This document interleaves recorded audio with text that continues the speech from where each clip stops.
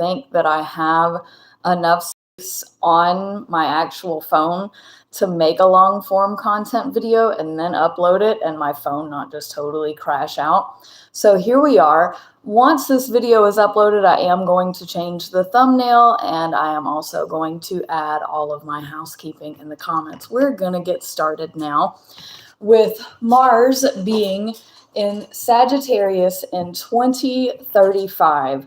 Now, I did a Mars series up until this point, and then I paused so that I could do some other things. So I'm circling back to it now. That's what we're here for.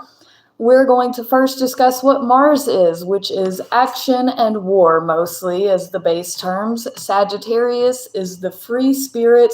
It is the international traveler, about philosophy and education. I do like Mars in Sagittarius because it comes with a lot of energy. It comes with a lot of hype. It comes with a lot of excitement, and it's exhilarating. I really enjoy Mars in Sagittarius because it is freedom, basically. Now, in 2035, one of the first alignments to occur is an opposition to Chiron, which is retrograde in Gemini at this point at 1 degree. What does all of that mean? Well, an opposition is either best friends or worst enemies. And Chiron is the wounded healer of the zodiac. In Gemini, it is duality. So you're either going to really be able to be healthy and get on your game, or you have ADHD and you're all over the place with your health and with helping others.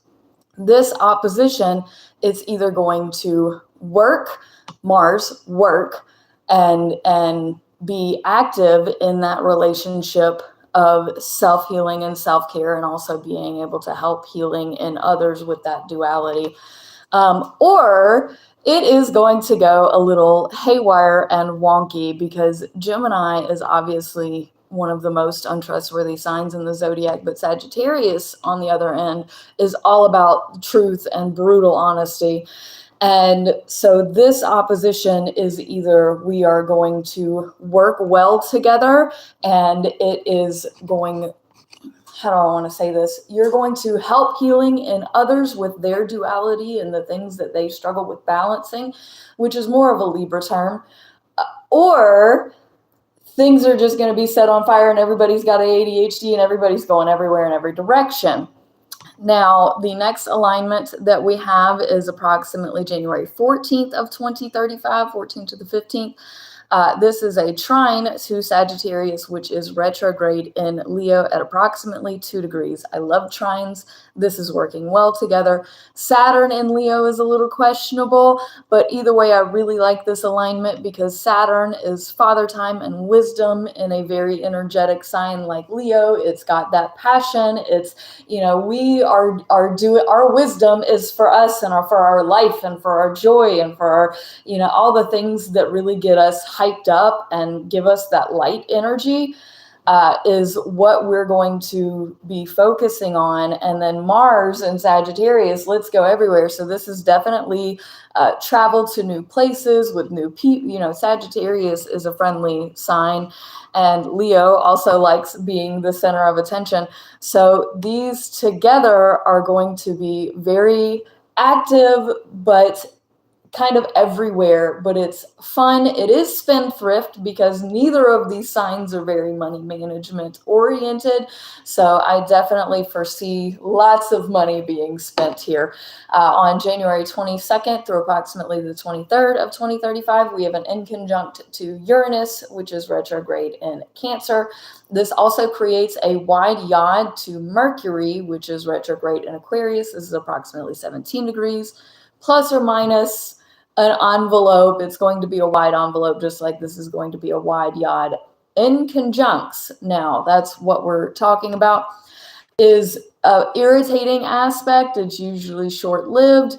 Uranus here is the planet of electricity and technology. This is going to be in Cancer. I talked in my Uranus in Cancer video about how this alignment is going to be bringing technology into the home. So this in conjunct, you're wanting to do everything and be everywhere with everybody and just have a good time and, let's YOLO.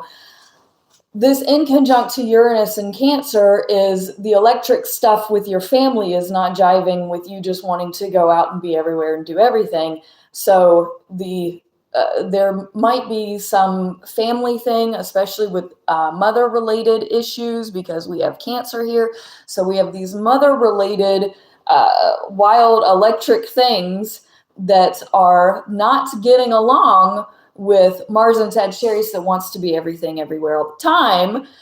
And it's a clash with the family in this regard, but it's like an underlying resentment type of thing. And Uranus is retrograde here, so I am going to side with Mars at this point. The wide yod to Mercury is about your communications. In Aquarius, it's with your friends, so you are probably talking trash with your friends about your parent here, that it may obviously backfire, but the yod is pointing to Uranus, so it probably is the mother figure, grandmother figure that is going to be the issue in this, and that like needs to chill out and calm down. Then approximately January 25th of 2035, we have a trine to Jupiter in Aries. Jupiter in Aries is big, large scale, self-work, self-help, getting to know you on a very big, now it's also lucky, so you may find yourself having strokes of luck during this time, especially Sagittarius, which is the ruler of Jupiter. This creates a mutual reception wherein both of these are acting, both of these planets in both of these signs are going to be acting at their highest caliber. So you're going to have a lucky streak most likely during this time. So I would recommend everybody buy a lottery ticket approximately January 25th, 2035.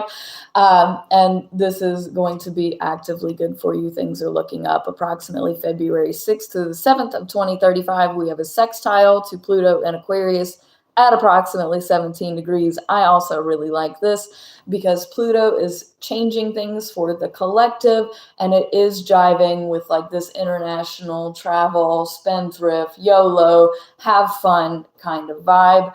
On the 11th of February, approximately 2035, we have another trine to Neptune now in Aries at approximately 20 degrees. I also like this because this is spirit connecting with you specifically and what you are engaging in. And Neptune is an original ruler of Sagittarius. Obviously, Mars is ruled by Aries, so this again creates another type of mutual reception wherein both of these planets are very good. So this is a great day. Thank your God, thank whoever you pray to, and really sit and appreciate and sit with this feeling of gratitude, whatever you need to be praying for. This is also a great time for manifestation and to pray as well. On the 15th of February, 2035, Saturn retrogrades back into Cancer. If you need more information about Saturn in Cancer, you can check out my astrology predictions playlist. Again, I'll link it in the comments when this live is completed, so that way you can access my next 20 years of predictions there. And it explains Saturn in Cancer. Approximately February 24th to the 25th of 2035, we have another in conjunct to Saturn, which is retrograde in Cancer at 29 degrees. This is going to be the last alignment that Mars in Sagittarius makes before it moves into Capricorn, approximately February 26th of 2035. Now, this in conjunct to Saturn, Saturn is wisdom and father time in the opposite sign that it's home in, which is Cancer.